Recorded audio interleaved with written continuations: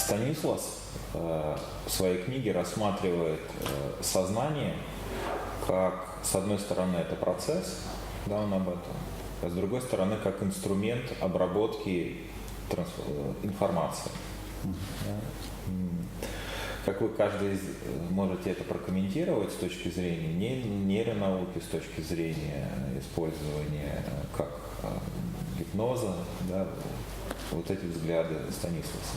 Nous avons la chance de collaborer avec l'équipe de Stanislas Dehaene.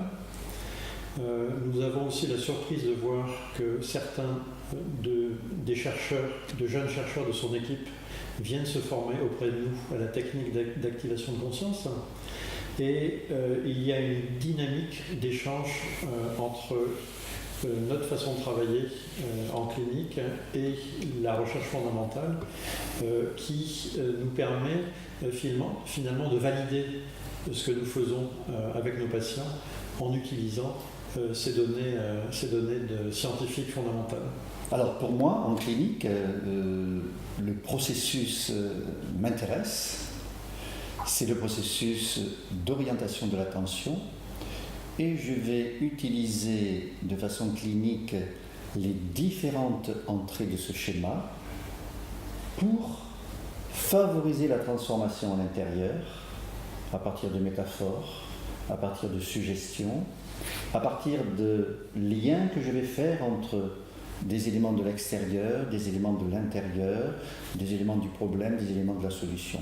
C'est-à-dire ce que tu as très très bien compris en lisant le livre de Stanislas, qui apparemment sont deux systèmes différents, ne sont que la manifestation tout simplement de la danse du rayon de l'attention à l'intérieur de la sphère de la conscience.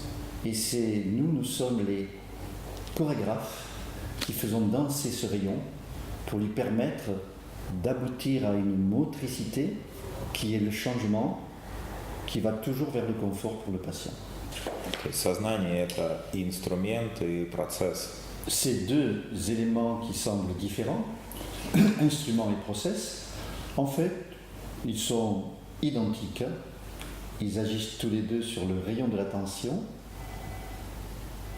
Et nous sommes des spécialistes de la mise en action de ce rayon en utilisant le process et la transformation.